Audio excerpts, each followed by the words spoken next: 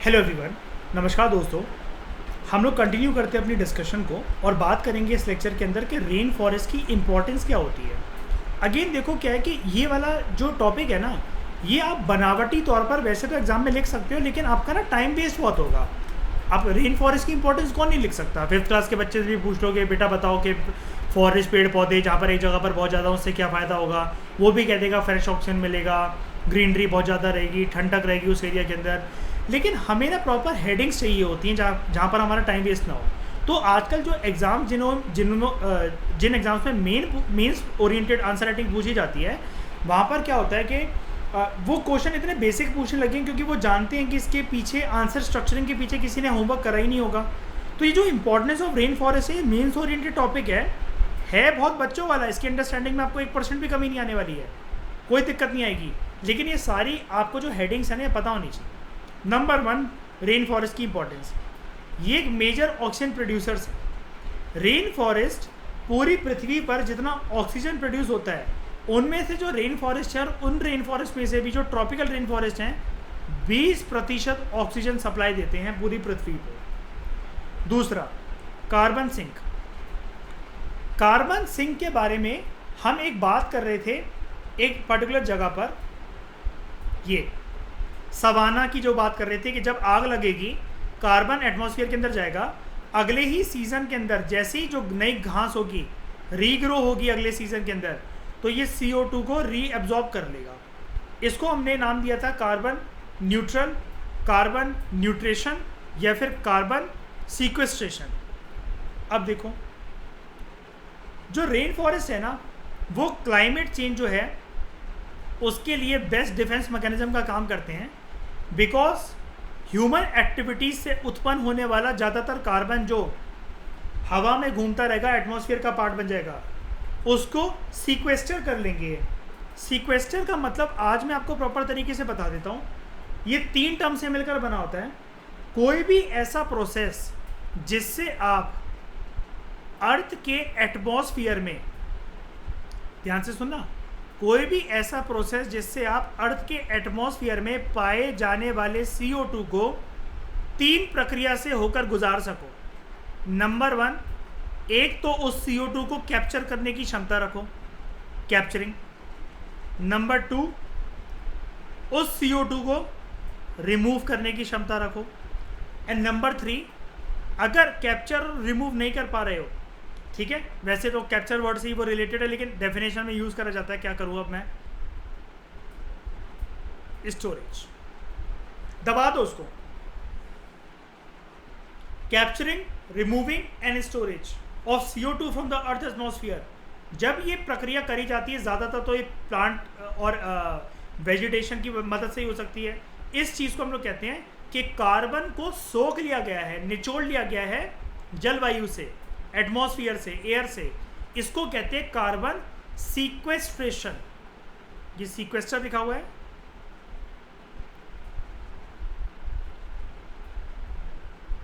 Sequestration. Don't worry, एक dedicated concept आगे चलकर आपको आएगा। फिर बात करते हैं प्रेसिपिटेशन की। अब मुझे बता दो, आप लोग कितने ज्ञानी हो चुके हो। अब क्या प्रेसिपिटेशन सिर्फ पानी वाली बारिश होती है क्या? अब ऐसा कोई आपसे पूछे, अब ये कहोगे क्या? क्या होता है प्रेसिपिटेशन? किस किस फॉर्म के हो सकते हैं? Hello storm, rain, slit storm and snowfall. ठीक है, इसको तो भूल कैसे सकते हो श्रेया यार, लबासना की पहचान है अपनी। है सिलेक्शन होने के बाद श्रेया यहीं लोट लगाया करना लौंडों के साथ बर्फ़ में, ठीक है। क्लासेस चल रही हैं, बर्फ़ के अंदर घुस गए बंदों के साथ। मैं तो हुई नहीं बोलना लबासना में। प्रेसिपिटेशन। अब यहाँ पर एक वर्ड आ रहा है, रेन फॉरेस्ट जो हैं वो ना लगभग 50 से 75% जो होते हैं वो अपनी प्रेसिपिटेशन के लिए खुद रिस्पॉन्सिबल हो जाते हैं। कैसे? वहाँ पर एक प्रोसेस जो होता है वो चलता है, ये आपके लिए एक नया टर्म है, इवेपो ट्रांसपिरेशन। लेकिन एक चीज़ तो दिख रही है मुझे दो शब्दों से मिलकर बना है। Number 1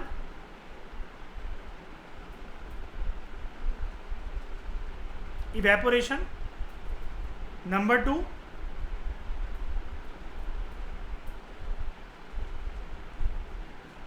transpiration. इवेपोरेशन किसी भी माध्यम से, तरीके से, प्रोसेस से जब पानी जो है वो लैंड से एटमॉस्फेयर में ट्रांसफ़र होता है, और ये लैंड का मतलब सॉइल हो सकता है, कोई सरफेस हो सकती है। पानी जो है बेसिकली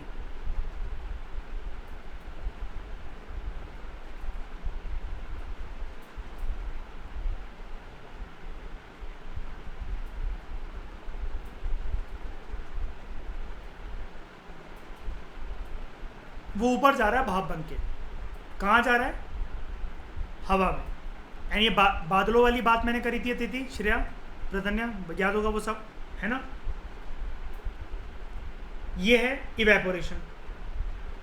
अब यहाँ पर दूसरा वर्ड है इवेपो ट्रांसपिरेशन कह रहा है वो। ट्रांसपिरेशन क्या होता है? लॉस ऑफ वाटर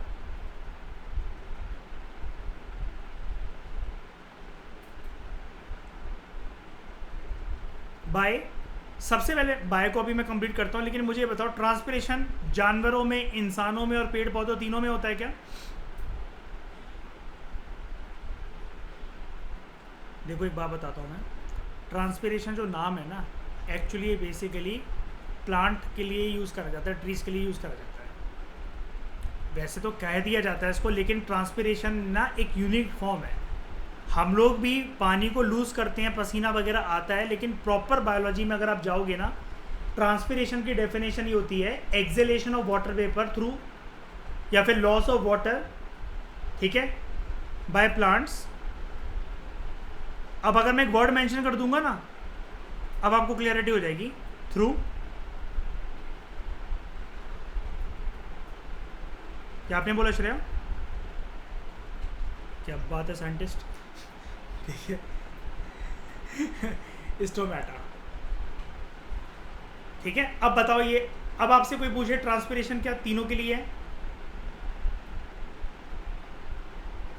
देखो यूज़ करने को हो जाएगा, ऐसा कुछ नहीं है कि आपको कहीं ये क्वेश्चन आएगा या फंस जाओगे, ट्रैप हो जाओगे। लेकिन हमारा काम ये बनता है कि अगर हम अभी आराम से एक बारी कोर्स में सारी चीज़ें डिस्कस कर रहे हैं अपने, तो हम ना अपने दिमाग में जो शंका है उसको मिटाते हुए शुरू से ही चले कि हमें किसका माध्यम पकड़ना है। जैसे कल मैंने आपको एक बात बताई, कुछ कुछ चीज़ें ऐसी कि हमें ना, हम उसको कर नहीं सकते उसके बारे में कुछ भी। जैसे लो लैंड और हाई लैंड, कुछ नहीं है उसका। मैंने आपको बताया था कि लूजली डिफाइंड टर्म है वो। जिन जगह पर पहाड़ी इलाका मिल रहा है वो हाई लैंड है, जिन पर नहीं मिल रहा है वो लो लैंड है। ज्योग्राफी में ऐसा कुछ नहीं होता लो लैंड हाई लैंड यार। आप अपनी छत पर खड़े हो तो आप हाई लैंड पे हो, ग्राउंड फ्लोर पे खड़े हो तो लो लैंड पे हो। तीसरी चीज़ नहीं, चौथी चीज़, सोर्स टू मैनी रिवर्स। ये कैसे? रेन फॉरेस्ट के पास से देयर आर वेरियस रिवर्स, जो कि दुनिया की लार्जेस्ट रिवर्स हैं, वो जगह बनाती हैं अपनी। जैसे अभी हमने अमेज़न की इधर ही देखा,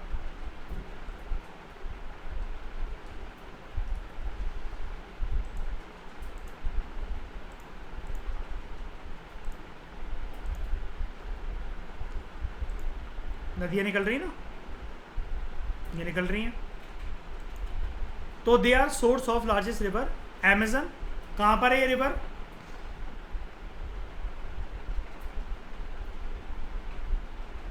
ब्राज़ील। उसके बाद मेकोंग रिवर, ये एक ट्रांसबाउंड्री रिवर है जो कि ईस्ट एशिया से साउथ ईस्ट एशिया की तरफ जाती है। आप इसको पर्टिकुलरली किसी एक कंट्री की नहीं बोल सकते, लेकिन ये कंट्री एक बार के लिए बस देख लो, ऐसी कोई दिक्कत नहीं है। सबसे पहले तो अच्छा, सॉरी मैंने आपको मैपिंग दिखाया इसका, ये मेकोंग रिवर। क्या क्या दिख रहा है हमें यहाँ पर? म्यांमार से होते हुए गुजरेगी, सॉरी चाइना से होते हुए गुजरेगी, म्यांमार, लाओ। अच्छा ये जो लाओ है ना, मैं आपको पहले क्लियर कर दूँ, लाओ एक कंट्री है, इसको वैसे बोला जाता है लाओ शॉर्ट में, लेकिन इसका फुल फॉर्म होती है लाओ PDR, पीपल्स डेमोक्रेटिक रिपब्लिक। और ये जो साउथ ईस्ट एशिया की 10 कंट्रीज हैं, ये मिलकर एक रीजनल ऑर्गेनाइजेशन बनाते हैं जिसको हम लोग कहते हैं ASEAN, association of south east Asian Nations.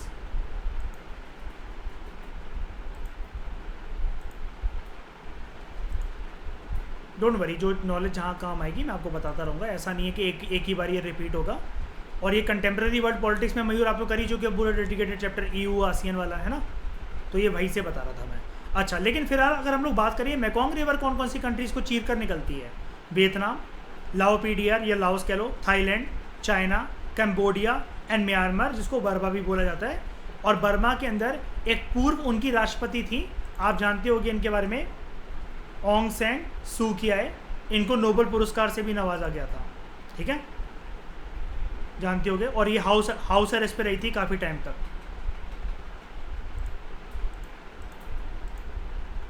Mekong जो है, ठीक है, ये रहा इसका रास्ता, ठीक है। मेकोंग रिवर हो गई, यहाँ पर तो कोई कंट्री बोला नहीं जा सकता। एंड फिर है कॉन्गो रिवर या ज़ेरे रिवर कहते हैं उसको, अफ्रीका। पहले इसका नाम था ज़ेरे रिवर, अब नाम हो गया इसका कॉन्गो रिवर, क्योंकि कॉन्गो कंट्री से बहती है। ये सेकेंड लॉन्गेस्ट रिवर है अफ्रीका के अंदर, थोड़ी सी छोटी पड़ गई नाइल से, वरना नंबर 1 टैग इसी के पास होता।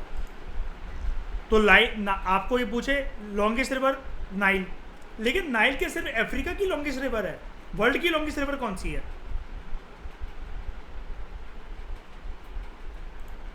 वर्ल्ड की लॉन्गेस्ट रिवर कौन सी है? नाइल। देखो अफ्रीका के मैप में ये है कॉन्गो, ओके, ये है कॉन्गो, एंड ये रही आपकी वो रिवर, क्लियर नहीं आ रहा है ना, हाँ ये रहा, रिपब्लिक ऑफ कॉन्गो से होते हुए ज़ैम्बिया, और ये सारी की सारी कंट्रीज होकर गुजरेगी। इसकी कंट्रीज एक बार ही देख लेते हैं फटाफट, अगर बात चली रही है यहाँ पर तो। इसकी कंट्री है democratic republic of Congo DRC, republic of Congo and Angola, 3 country से पास होती है।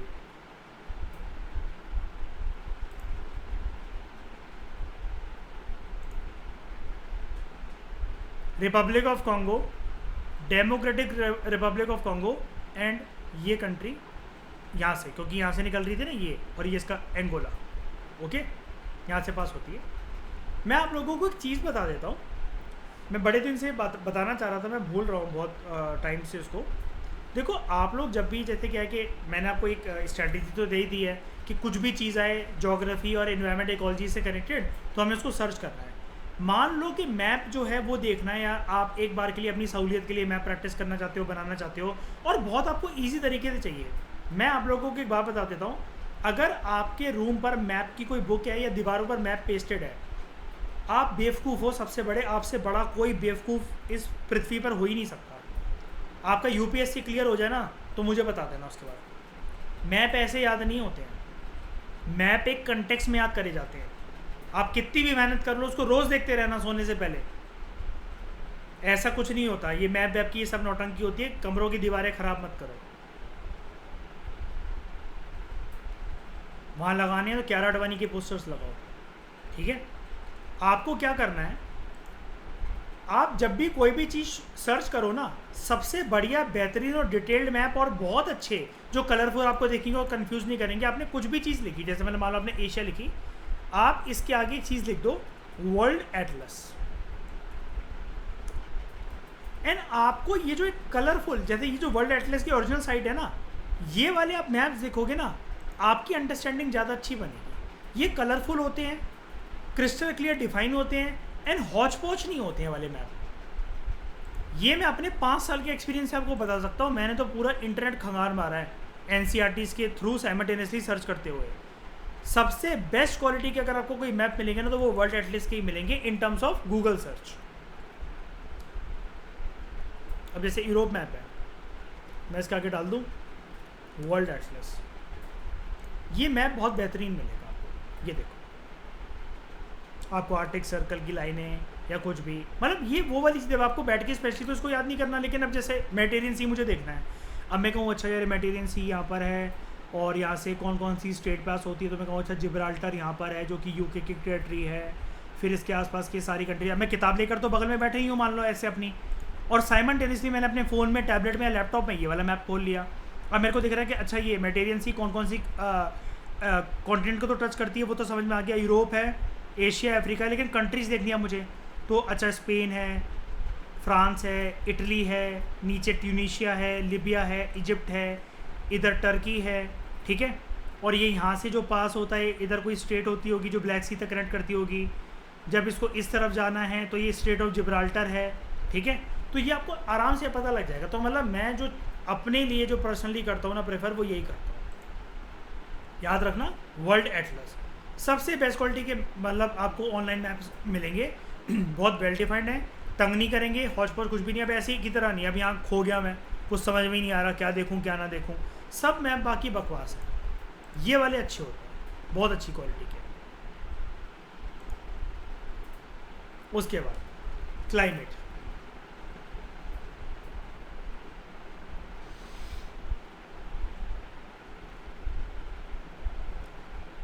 जो ट्रॉपिकल फॉरेस्ट है दे exchange vast amount of water and energy with the atmosphere. अभी आप कहोगे वाटर एनर्जी मतलब क्या, आपको ये इवेपोरेशन और ट्रांसपीरेशन का प्रोसेस ही बता रहा है एक तरीके से, इवेपो ट्रांसपीरेशन। और जो ट्रॉपिकल फॉरेस्ट हैं, जब ये पानी और एनर्जी थ्रू इवेपोरेशन ट्रांसपीरेशन यानी कि इवेपो ट्रांसपीरेशन की वजह से जो कुदरत के साथ, एटमॉस्फेयर के साथ जब ये आदान प्रदान करते हैं, इवेपोरेट करा, बादल भर गया, फट गया, बारिश हुई, फिर सूखा, पानी ऊपर गया, बादल बना, फटा, बारिश हुई, ये जो वाटर साइकिल का और एनर्जीज का आदान प्रदान जो चलता रहता है, they are thought to be important in controlling local and regional climate. एक जैसा सिमिलर तरीके का typical weather and climatic condition maintain रहती हैं जिन जिन जगहों में ये पाए जाते हैं। अब ध्यान से सुनना, रेन फॉरेस्ट से निकलता हुआ है जो पानी होगा, जैसे मान लो कि अमेजन रिवर है, मेकोंग है, कॉन्गो रिवर है, ये तो चलो इंपॉर्टेंट रिवर्स हो गई। किसी भी रेन फॉरेस्ट से छोटे छोटे जो झरने फूट रहे हैं, नाले फूट रहे हैं, उनसे जो रिवर स्ट्रीम होकर जो जा रही है, और मान लो कल को वो जाकर ओशंस में उनका पानी मर्ज हो रहा है, तो सबसे पहले तो आप लोग मुझे ये बताइए, ये जो रेन फॉरेस्ट से पास होती हुई रिवर स्ट्रीम्स और जो नदियां होंगी, जो नाले होंगे, इनका पानी कैसा होगा बताओ?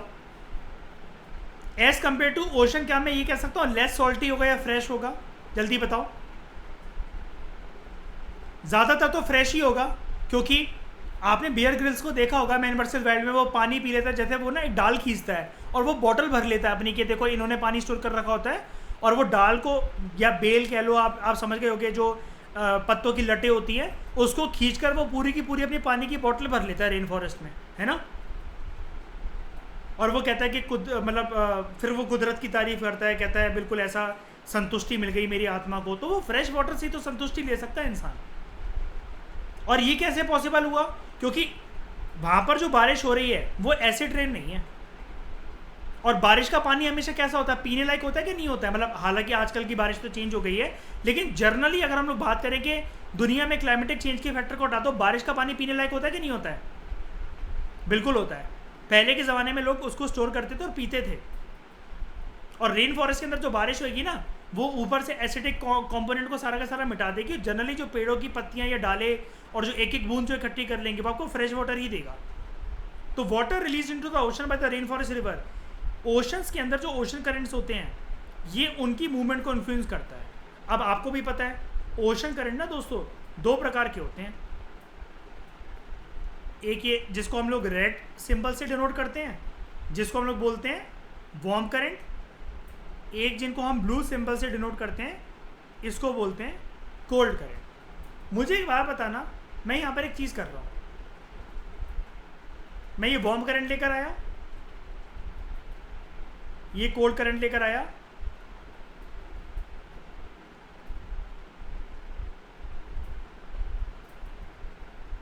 इन दोनों की किस्सी करा दी मैंने, क्या हो जाएगा यहाँ पर प्रधन्या जब इन दोनों की किस्सी करा दूंगा मैं? तो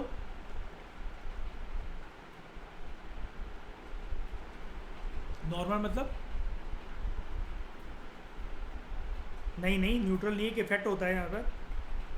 very good, they are considered as best fishing grounds. Very good अर्पित।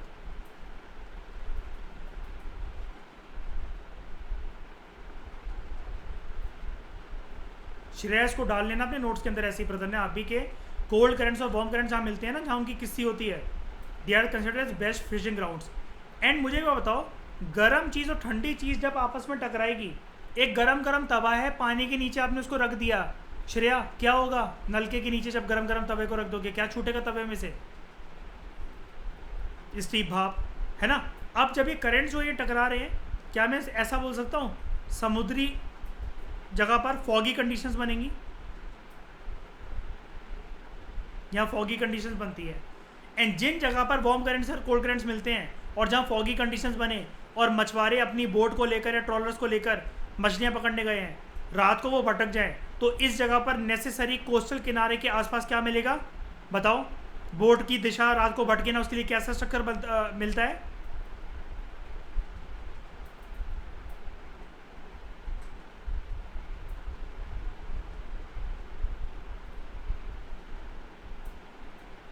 क्या कहते हैं रात को जो लाइट फेंकता है? ये हाउस,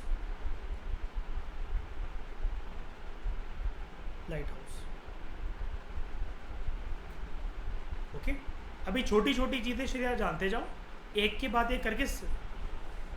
देखो ना, वार्म करंट और कोल्ड करंट मिल रहा है, वहाँ पर ना फॉगी कंडीशन बन जाएगी। अब शिप से हम लोग मछलियाँ पकड़ कर आ रहे हैं, अब सुबह 4 बजे की हमारी वापसी है, मान लो ठंड भी है और कोहरे में दूर दूर तक कुछ नहीं दिख रहा। अब हर किसी के पास बेस्ट टू बेस्ट शिप तो टाइटैनिक जैसी तो है नहीं कि रास्ता अपने पता लग जाएगा। अब खो गए अगर बोट लेकर गए हैं तो रास्ता दिखाने के लिए ऐसी जगह पर लाइट हाउसेस बनाती हैं कंट्रियां। एंड ये लाइट हाउस वाली बात अर्पित आज से कुछ टाइम पहले मैंने डिस्कशन में बताई थी, ये यूनिक है ना, ये किताबें नहीं बताती हैं। तो उसके बाद अब ये जो चीज़ है ना, this works as a feedback mechanism. What do you mean by feedback mechanism? देखो, सबसे पहली बात तो अब मैं क्या कहूँ, इस बुक को यहाँ पर ये चीज़ लिखनी नहीं चाहिए थी। फीडबैक मैकेनिज्म ना बेसिकली हमारे शरीर के लिए यूज़ करा जाता है कि जब हमारी जो स्टेट होती है शरीर की वो बिगड़ने लग जाए तो नॉर्मल स्टेट तक वो पहुँच जाए। एंड अगेन मतलब वही वाली बात है, नॉर्मेलिटी जो है वो बिगड़ने लग जाए तो वो दोबारा नॉर्मल स्टेट तक पहुंचा देगा। एबनॉर्मेलिटी बढ़ने लग जाए, एबनॉर्मेलिटी को कम करके हमारी बॉडी के अंदर इक्विलिब्रियम मेंटेन कर देता है हमारा शरीर ऑटोमेटिकली। कोल्ड अगर हो गया, किसी को फीवर हो गया, वी नॉट गॉट टू सो, अब क्या वो सदा बाहर रहता है? आप किसी को ये बोलोगे मुझे लास्ट 1.5 साल से बुखार चढ़ा हुआ है, ऐसा तो नहीं होता। तो फीडबैक मैकेनिज्म एक तरीके से रेगुलेटरी सिस्टम होता है, हालांकि बायोलॉजी टर्म है, लेकिन अब इसको यहाँ पर कैसे यूज़ करें? ये क्या होता है, जो ट्रॉपिकल रेन फॉरेस्ट है वो एक पर्टिकुलर जगह का जो क्लाइमेट है ना, इतना ऊपर इतना नीचे, इतना ऊपर इतना नीचे, इतना ऊपर इतना नीचे, यानी कि वो एक एरिया से ज़्यादा उसको ब्रीच नहीं होने देते हैं। What do you mean bye कि ब्रीच नहीं होने देते हैं? ये इसकी अपर लिमिट होती है, ये इसकी लोअर लिमिट होती है। क्लाइमेट एक प्रकार का जो मिलता है वो एक ही जगह पर कंसोलिडेट करता रह जाता है।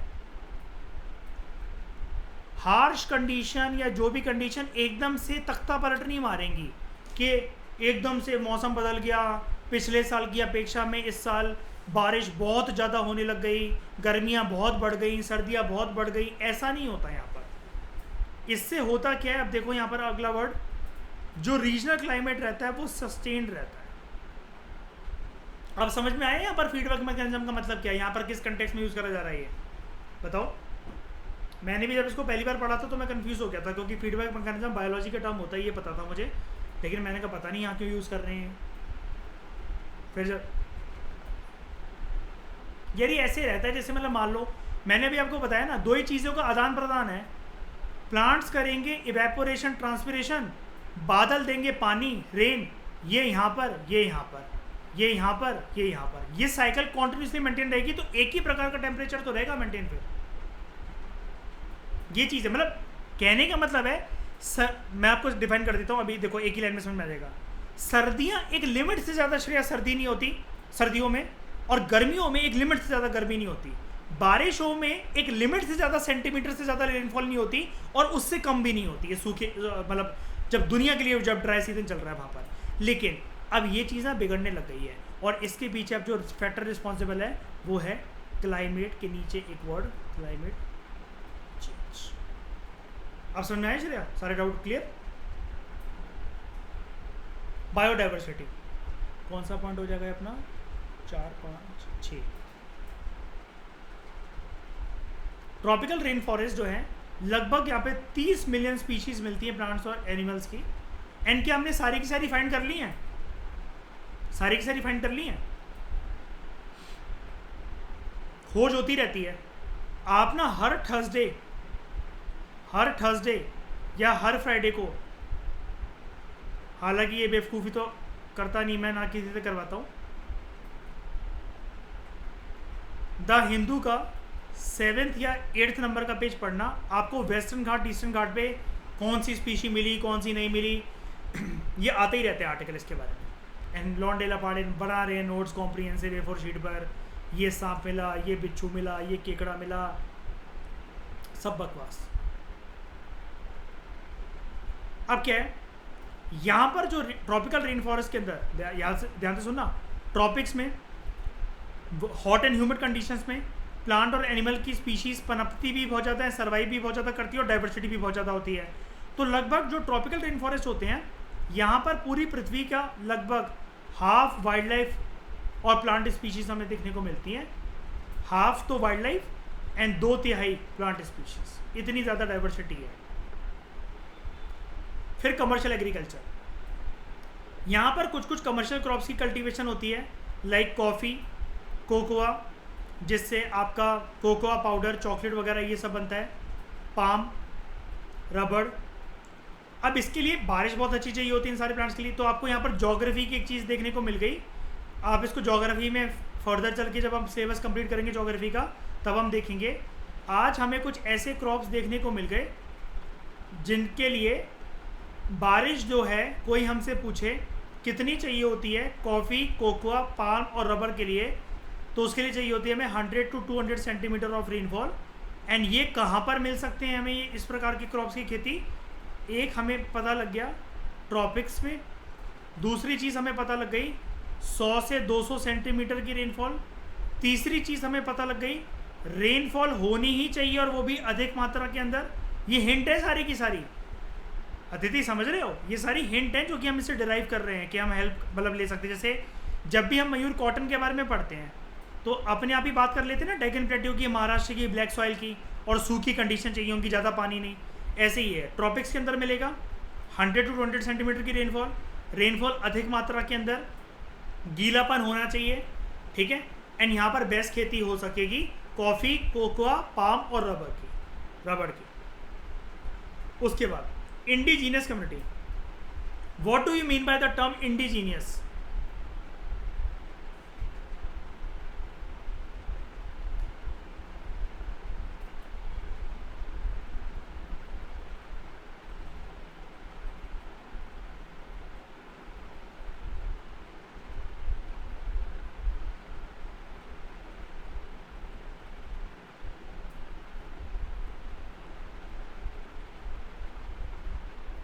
जनरेशन जिनकी एक ही प्लेस पर काफ़ी सारे युगों से हो,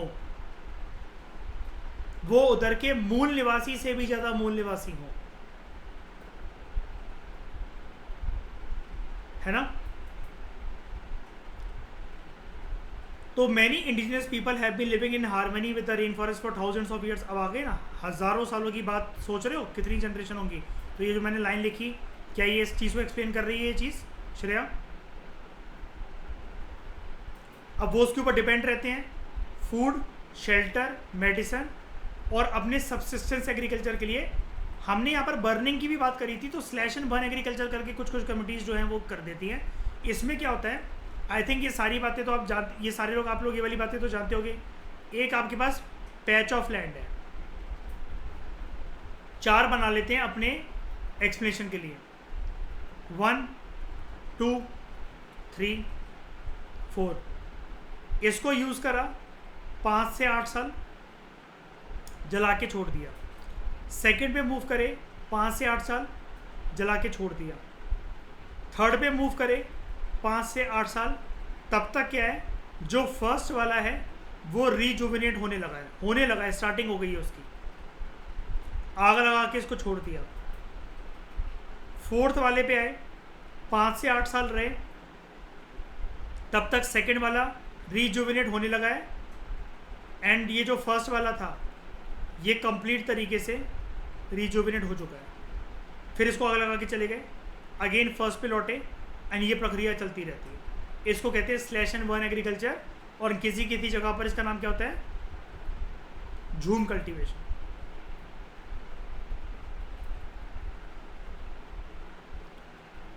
नेक्स्ट लेक्चर में हम लोग एक डेडिकेटेड लेक्चर बनाएंगे जिसमें हम लोग फोकस करेंगे अमेजन रेन फॉरेस्ट के बारे में, उसकी क्या इंपॉर्टेंस है, क्या खतरे हैं अमेजन रेन फॉरेस्ट को, और अमेजन रेन फॉरेस्ट के अंदर जब भी कोई आग लगती है पूरी दुनिया क्यों बौखला जाती है, जबकि वो ब्राज़ील की ज़मीन है, ब्राज़ील की धरती है। इसके बारे में हम एक डेडिकेटेड पूरा का पूरा एक टॉपिक कंप्लीट करेंगे अगले लेक्चर में।